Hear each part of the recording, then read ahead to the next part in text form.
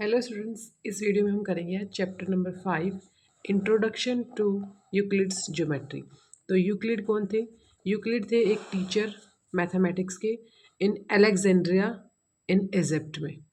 ठीक है, उन्होंने इस मैथमेटिक्स की ब्रांच ज्योमेट्री में काफ़ी रिसर्च किए और इसमें बहुत सारे उन्होंने रिजल्ट्स दिए।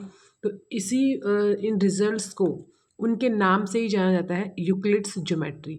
ज्योमेट्री में उन्होंने जो जो स्टेटमेंट्स दी हैं, तो इस चैप्टर में ही हम उसके बारे में करेंगे। यूक्लिड्स ज्योमेट्री यूक्लिड के नाम पर ही है, यूक्लिड की ज्योमेट्री। तो इसमें हम करेंगे इंट्रोडक्शन टू यूक्लिड्स ज्योमेट्री। तो यूक्लिड ने ज्योमेट्री में बहुत सारी डेफिनेशंस दी हैं, सर्टेन प्रॉपर्टीज़ इसमें जो उन्होंने एज्यूम की थी।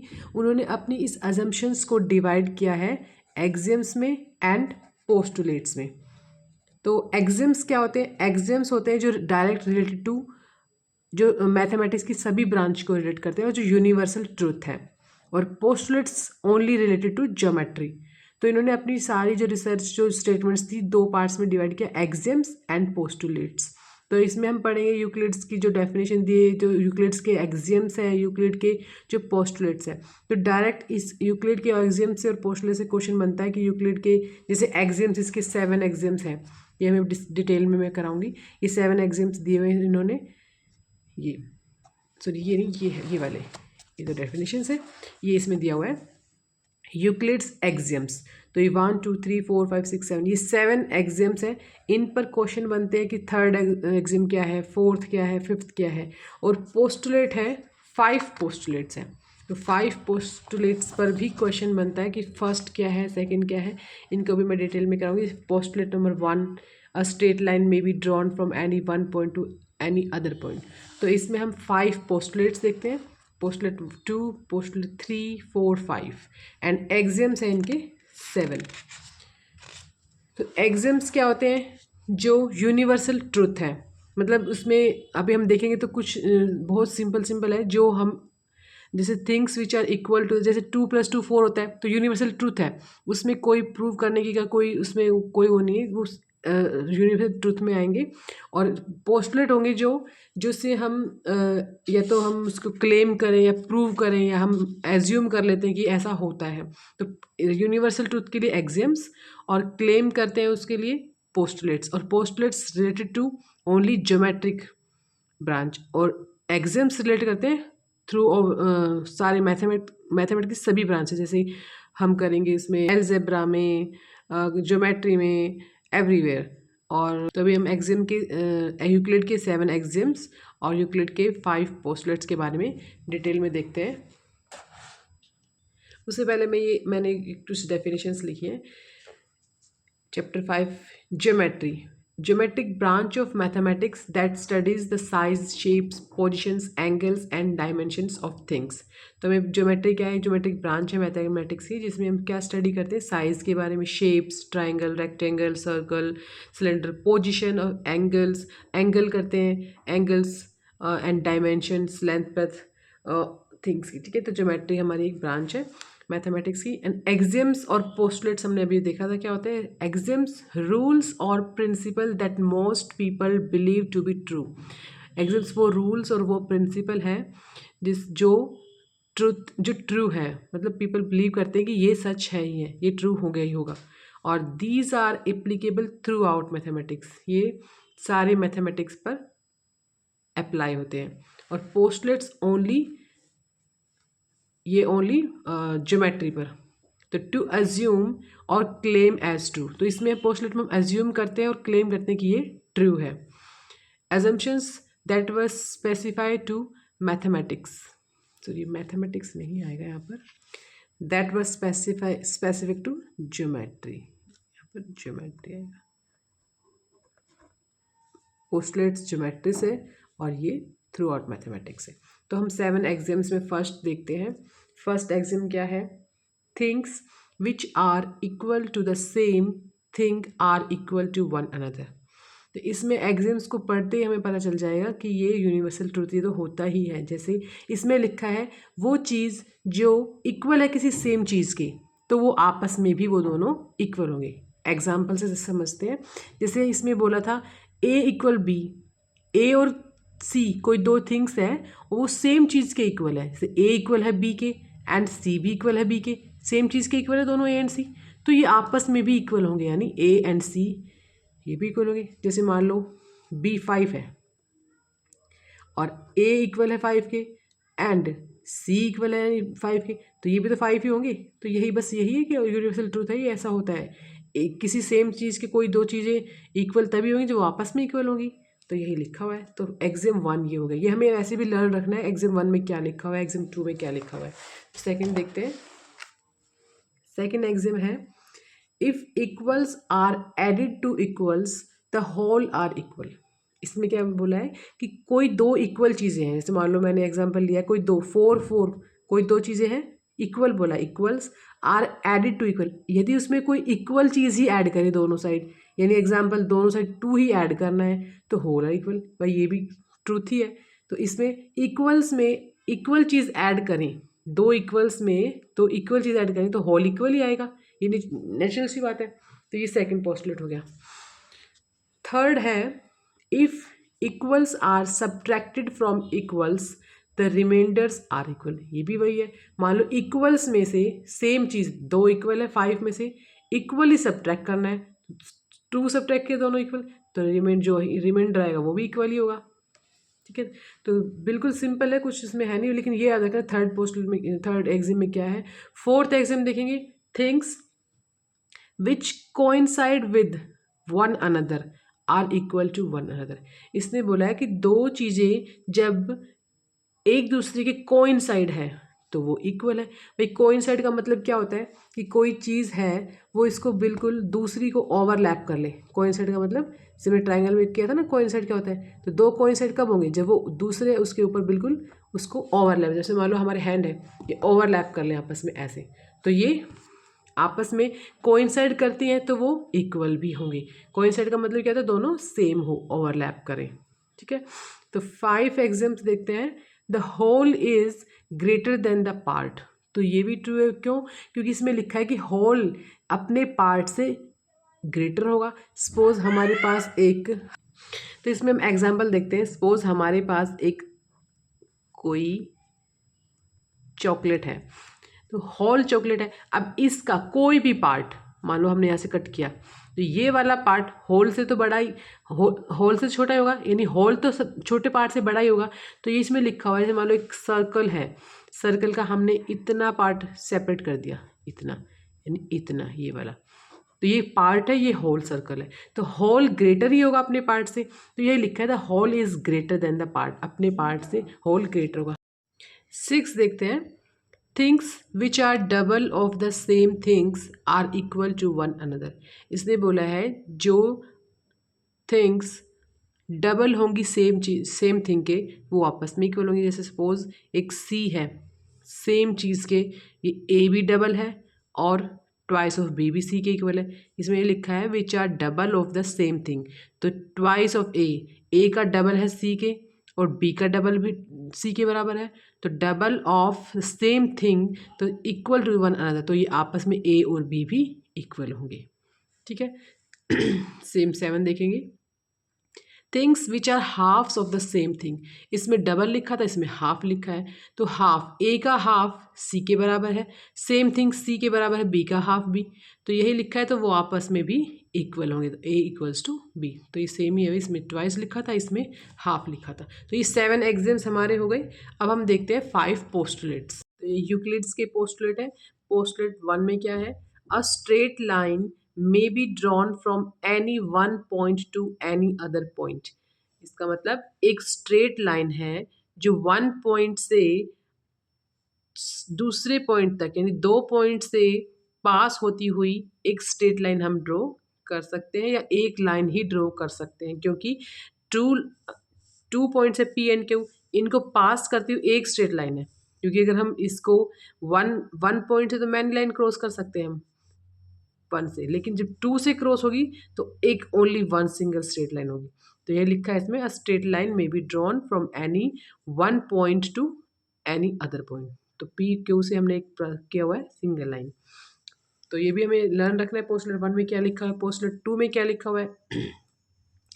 अ terminated line can be produced indefinitely, ठीक है। तो ए और बी हमारे पास कोई टर्मिनेटेड, मतलब यहाँ पर खत्म, एक हमारे पास लाइन थी ए एंड बी, हमारे पास एक टर्मिनेटेड लाइन है यानी यहाँ पर खत्म हो गई। तो इसमें प्रोड्यूस कर सकते हैं क्योंकि हम बी को भी आगे प्रोड्यूस कर सकते हैं इनफाइनाइटली, और ए को भी इधर हम प्रोड्यूस कर सकते हैं इनफाइनाइटली। ओके, तो पोस्टलेट 2 में लिखा हुआ है ये। थर्ड देखते हैं, बहुत सिंपल है, कुछ इसमें मुश्किल है नहीं। पोस्टलेट 3 में है a circle can be drawn with any centre and any radius. तो इस सर्कल को तो हम कर ही सकते हैं, कोई फिक्स थोड़ी है कि सर्कल इतनी रेडियस का ही होगा या यहाँ से ये सेंटर होगा, किसी भी सेंटर से ले लो, सेंटर से कितनी रेडियस लेके एक सर्कल बना लो। बड़ा भी बन सकता है, छोटा भी बन सकता है। तो इसमें ये लिखा हुआ है a circle can be drawn with any centre, कहीं भी सेंटर ले लो और कितनी भी रेडियस ले लो, बस पोस्टलेट 3 में यही है। पोस्टलेट 4 में क्या लिखा हुआ है, all right angles are equal to one another. अभी राइट एंगल्स क्या होते हैं, 90 डिग्री, तो 90 डिग्री तो सब इक्वल ही तो होंगे। जैसे ए बी सी मैंने बनाया, ये बी राइट एंगल है, पी क्यू आर में ये 90 डिग्री है राइट एंगल, तो एंगल बी एंगल क्यू होगा। तो all right angles are equal to one another, एक दूसरे के इक्वल होंगे 90 डिग्री। पोस्टलेट 5 में क्या लिखा हुआ है, तो भाई पोस्टलेट 5 जो है वो थोड़ा सा लेंथी है, मैंने इसमें लिखा नहीं है, मैं इसमें समझा दूंगी कैसे क्या है, इसका मीनिंग क्या है। पोस्टलेट 5 को जो ये स्टेटमेंट, ये थोड़ी सी बड़ी है, इसमें मैं यहाँ पर रीड करके बताती हूँ।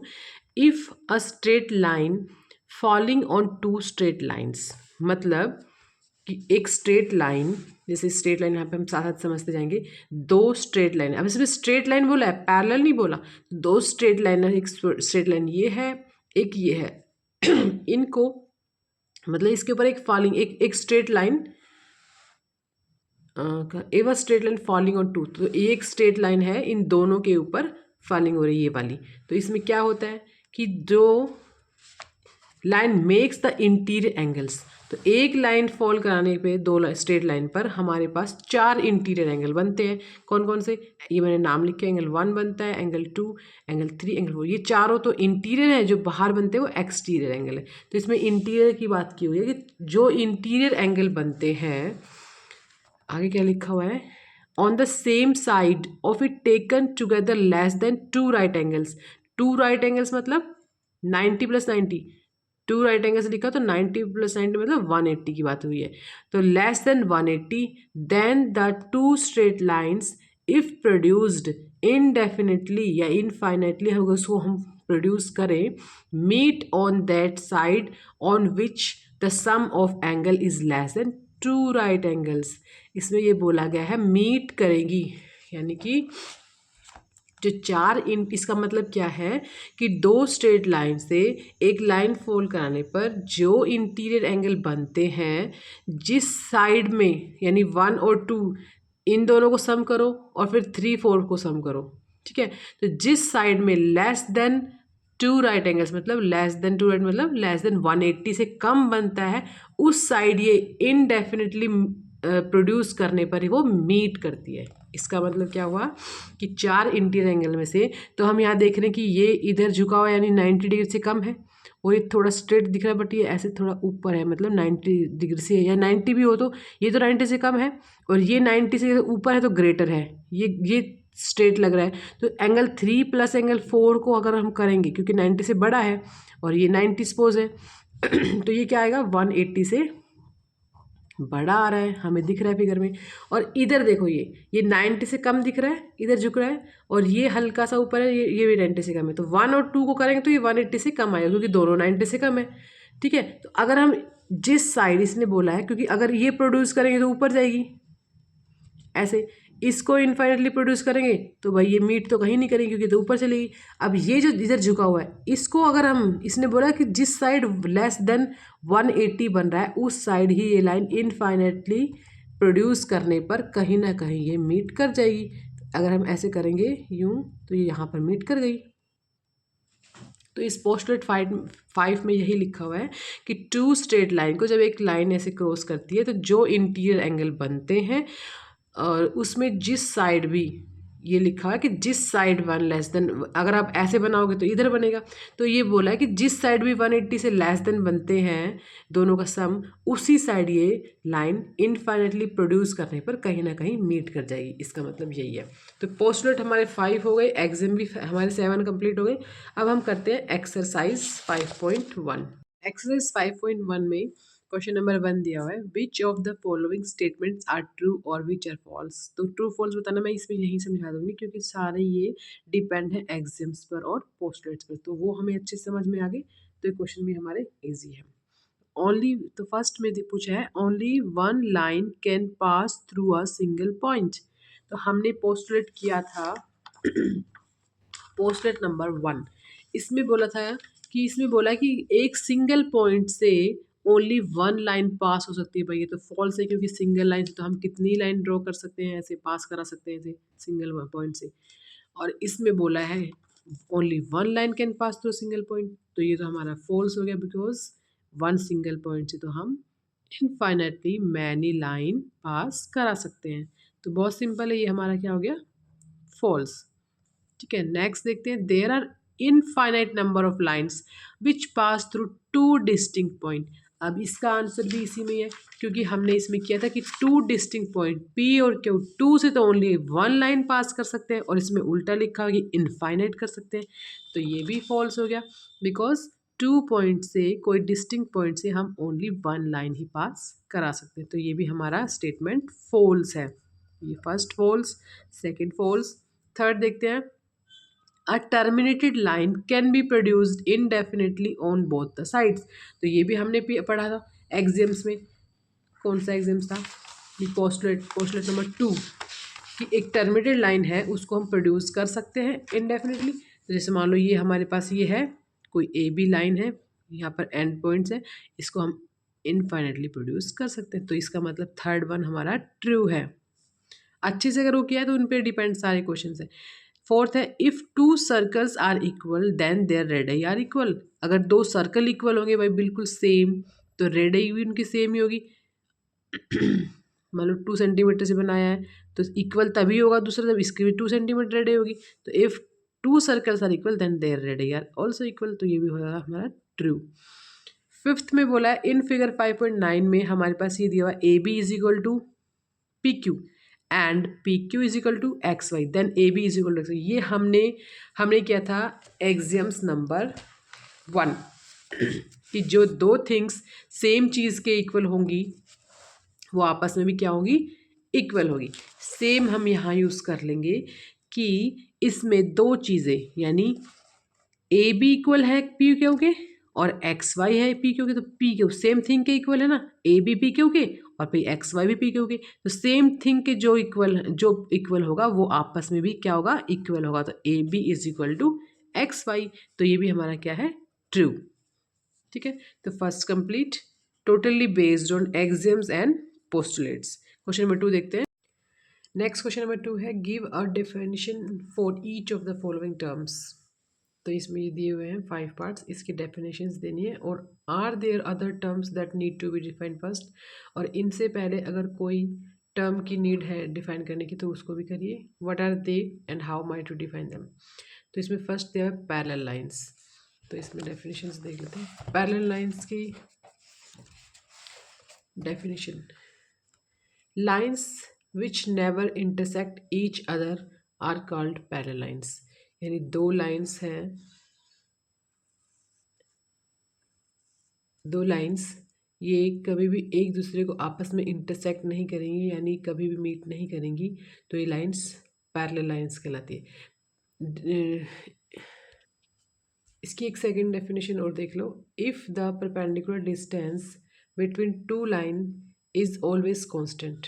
यानी परपेंडिकुलर डिस्टेंस 2 लाइन की ऑलवेज कांस्टेंट मतलब समान रहे, तो वो लाइंस, ये डिस्टेंस इक्वल रहे, तो ये 2 लाइंस पैरेलल लाइंस कहलाती है।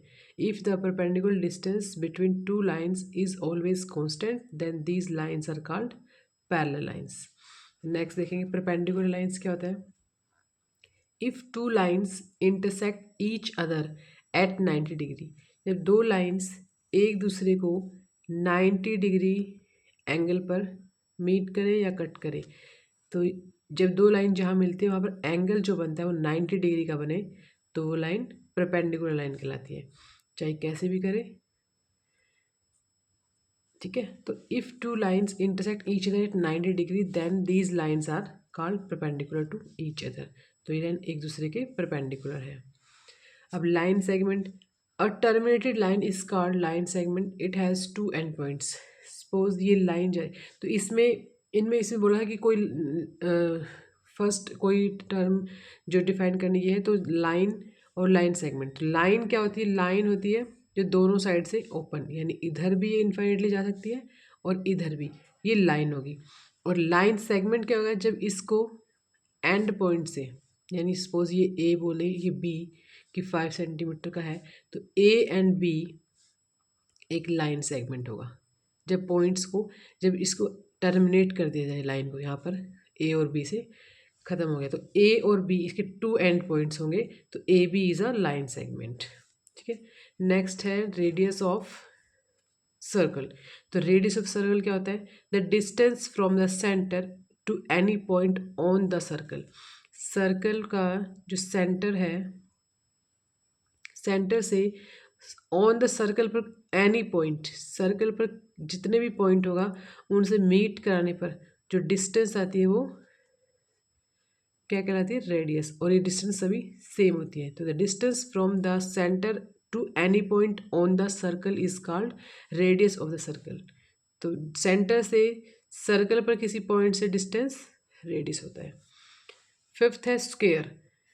स्क्वायर क्या होता है? A square is a regular quadrilateral which means that it has 4 equal sides and 4 right angles.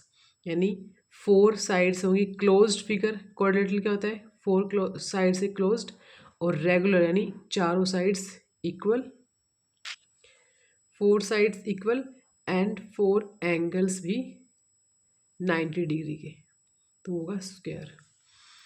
Question number third देखते हैं। Question number third, consider two postulates given below. ये 2 postulates दिए हुए हैं।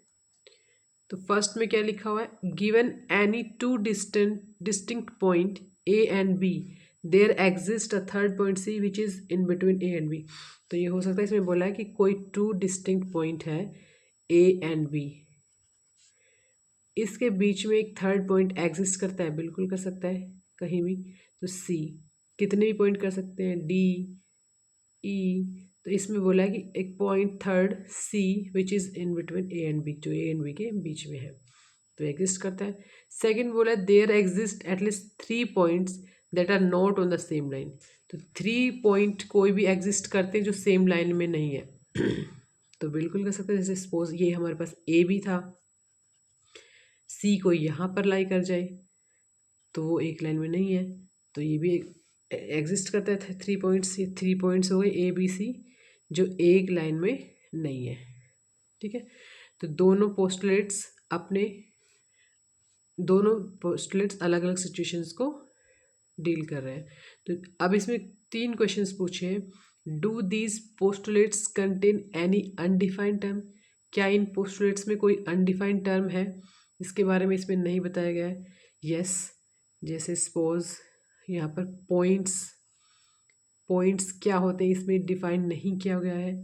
एंड लाइन के बारे में भी यहाँ पर इन पोस्टुलेट में डेफिनेशन नहीं दी हुई है। तो yes, these postulates contain undefined term.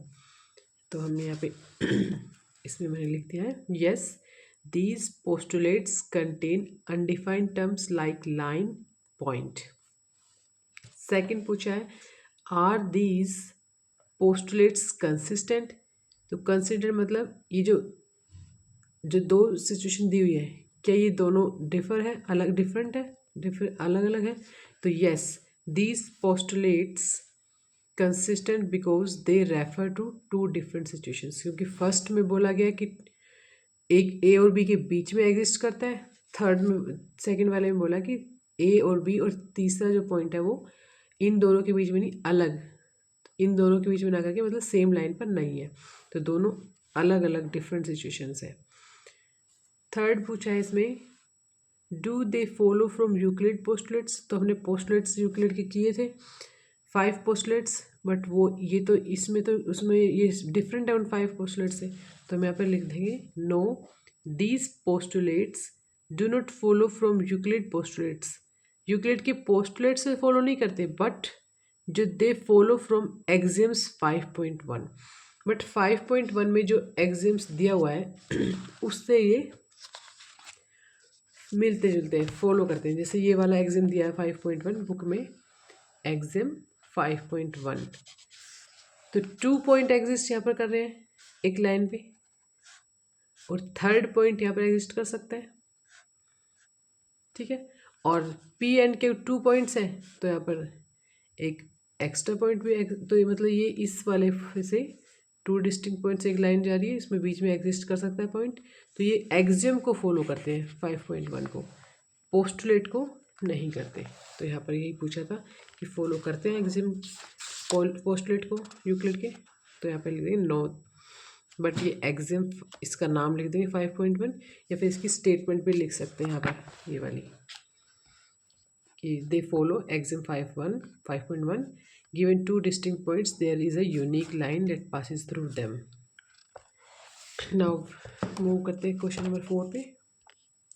Question number 4, if a point C lies between 2 points A and B such that AC is equal to BC, then prove that AC is equal to half of AB, explain by drawing the figure। तो figure को draw करके दिखाना है। तो इसमें बोला है कि ए बी के बीच में सी पॉइंट लाई करता है, तो हम ए बी ड्रॉ कर लेंगे। सपोज ये हमारे पास है ए बी, और इसमें एक पॉइंट सी लाई करता है, और लाई कैसे करता है कि जो ए सी है वो इक्वल है बी सी के। ये हमें गिवन है क्वेश्चन में, तो हम यहाँ पे लिखेंगे गिवन ए सी और दोनों इक्वल, इसका मतलब ये मिड पॉइंट है, तो इसको प्रूफ हमें करके दिखाना है कि A C is equal to, ये हमें प्रूव करना है A C is equal to half of A B. इसका हमें प्रूफ देना है इसमें कि ये ए बी का हाफ है ए सी।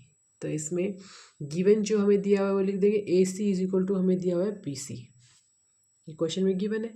अब दोनों साइड हम क्या करेंगे, ऐड कर देंगे ए सी, तो adding add AC on both sides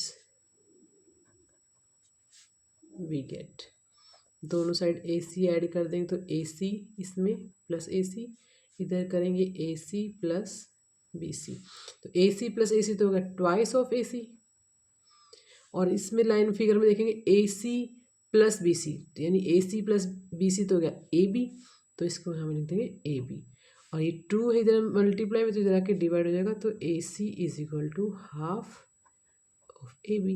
बस यही हमें प्रूफ करना था, हैंड्स प्रूव्ड। छोटा सा क्वेश्चन है। नेक्स्ट क्वेश्चन नंबर 5 में, इन क्वेश्चन नंबर 4 के ही बेस पे करना है कि point C is called a mid point of line segment. जब ये हाफ है तो ये सी मिड पॉइंट हो जाएगा, बट प्रूव करना है कि every line segment has one and only one mid point. तो इसमें क्वेश्चन नंबर 4 में तो हमने प्रूव कर दिया कि ये हाफ है, इसका हाफ है तो मिड पॉइंट है। अब हमें प्रूव करना है कि ये ओनली वन होता है mid point, every line segment has one mid point. तो इसमें हम लिखेंगे, एक लाइन सेगमेंट ड्रॉ कर लेते हैं ए बी, और इसमें हम ले लेते हैं 2 points C and D.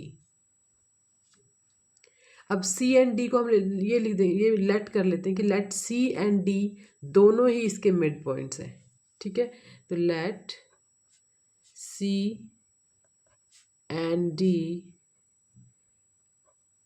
Both mid points of A B, A B के मिड पॉइंट्स हैं। तो हमने इसमें अभी क्या प्रूव किया है, तो हम लिखेंगे if C B the mid points, mid point, तो सी मिड पॉइंट तो हम इसके बेस पे लिखेंगे। अगर सी मिड पॉइंट है तो हमारे पास ये आता है A C is equal to half of A B. Number 1 and इसको पूरा सोल्व करके भी दिखा सकते हैं। ऐड किया दोनों साइड AC और ये आ गया। इस वाले में करते थे हम ऑल्सो इफ D और D भी है, D भी the mid point, D mid point है इसका, तो क्या हो जाएगा, देयरफॉर मिड पॉइंट होंगे तो AD is equal to DB, दोनों इक्वल पार्ट्स होंगे। और इसमें से ऐड करेंगे हम, add AD on both side,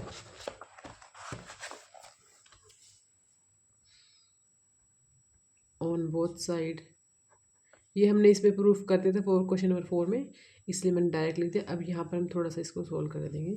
AD on both side किया तो क्या मिला हमें, AD प्लस AD और AD प्लस DB लिखो है, BD DB, AD तो हो गया ट्वाइस ऑफ AD। और इस लाइन सेगमेंट को हम देखेंगे AD प्लस DB को हम AB लिख सकते हैं, तो यहाँ पर हो जाएगा AB और D, ये 2 इधर आ जाएगा, 1/2 बन जाएगा AB। अब इसमें देखो नंबर 2, ये हमने एग्जाम्स किया था कि हाफ इक्वल है AC के और हाफ इक्वल है AD के, तो ये भी आपस में इक्वल होगा। या फिर राइट हैंड साइड इक्वल है तो लेफ्ट हैंड साइड भी इक्वल होगा। तो हम लिखेंगे फ्रॉम 1 एंड 2 से हमें क्या मिला कि AC इक्वल है AD के। अब इसमें देखो AC हम फिगर में हम देखते हैं इसमें कि AC की लेंथ तो यहाँ तक है एंड AD यहाँ तक है, तो ये तो दोनों इक्वल नहीं है। बट हमारे क्वेश्चन में हमारे पास क्या आ गया है, AC इक्वल है AD के, तो ये तो इस फिगर से तो पॉसिबल नहीं है। तो हम क्या लिखेंगे कि दिस इज़ पॉसिबल ओनली। ये ओनली पॉसिबल कब होगा, जब ये C और D एक पॉइंट पर ही आ जाए, तभी हम बोल सकते हैं इक्वल। मान लो D यहाँ पर आ जाए तो तब दोनों इक्वल हो जाएंगे। तो हम ये लिखेंगे कि only this is possible, only this is possible, ये दोनों इक्वल किस कंडीशन में होंगे, possible only when C and D both are same points. जब ये दोनों सेम पॉइंट होंगे, या तो यहाँ होगा C या यहाँ होगा D, ठीक है, जब C होंगे तभी ये पॉसिबल होगा। तो यही हमें प्रूव करना था कि मिड पॉइंट एक ही हो सकता है। तो हमें लिख देंगे hence prove that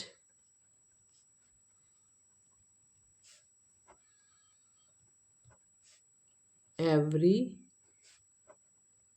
line segment has one and only one midpoint। Question हो गया। नेक्स्ट देखते हैं क्वेश्चन नंबर 6। क्वेश्चन नंबर 6 में इन फिगर 5.10 ये फिगर दी हुई है, if AC is equal to BD, AC is equal to BD, ये दोनों इक्वल गिवन है हमें, देन प्रूव करना है AB is equal to CD। तो ये फिगर बना लेते हैं। इसमें ये हमें दिया हुआ है,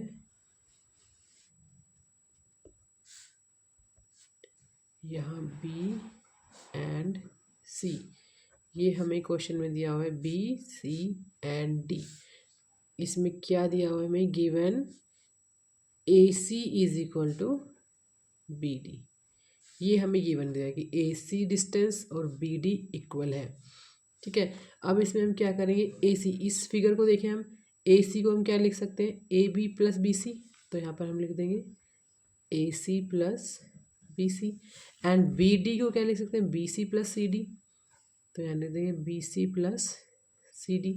अब दोनों साइड से हम सब्ट्रैक्ट कर देंगे BC, subtract BC on both sides we get, तो AC प्लस BC यहाँ से भी माइनस कर दिया and BC plus CD minus BC, तो ये दोनों कैंसिल हो जाएंगे दोनों साइड से। तो क्या बचेगा हमारे पास, AC is equal to CD। और यही हमें प्रूव करना था। ठीक है, hence proved. Next question number 7 देखते हैं। Why is axiom 5 in the list of Euclid's axioms considered a universal truth? Note that the question is not about the fifth postulate. तो बोला कि पोस्टुलेट के बारे में नहीं है, फिफ्थ एग्जाम की बात कर रहे हैं। तो हमने एग्जाम्स पढ़े थे यूक्लिड के, तो उसमें था यूनिवर्सल ट्रुथ क्यों है। तो देखो ये हमने यहाँ पर लिखा है, इसमें एग्जाम 5 लिख देंगे। पहले क्या था एग्जाम 5, उसके बारे में लिखेंगे the whole is greater than the part. ये एग्जाम 5 था। तो ये यूनिवर्सल ट्रुथ है, ये एक्सप्लेन करना है why the list is considered universal truth.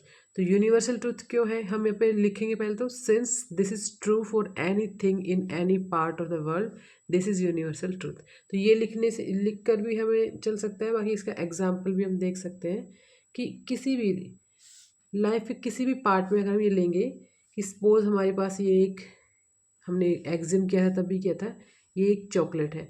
इसके अगर हम 3 पार्ट्स कर दें, ठीक है, तो ये 1 पार्ट जो है इस होल चॉकलेट से तो लेस है, यानी होल पार्ट तो ग्रेटर ही होगा अपने पार्ट से। ठीक है, ऐसे ही अगर सपोज हमने एक केक है हमारे पास और इसका एक बाइट ले लिया, तो एक जो पार्ट अलग करते हैं, तो पार्ट तो होल केक तो ग्रेटर होगा अपने पार्ट से। ऐसे ही हम एक एग्जांपल देखते हैं लाइन सेगमेंट का।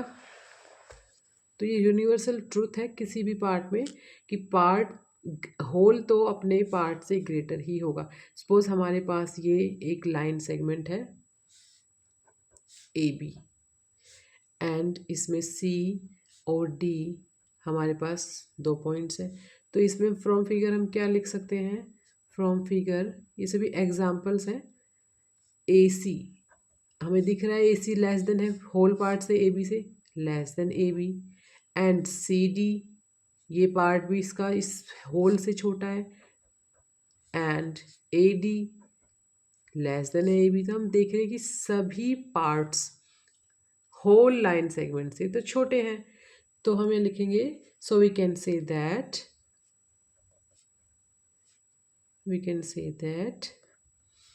the whole is greater than the part। अपने पार्ट से तो ऑलवेज ग्रेटर हुआ। ठीक है, तो ये एक्सरसाइज खत्म और हमारे क्वेश्चंस कंप्लीट।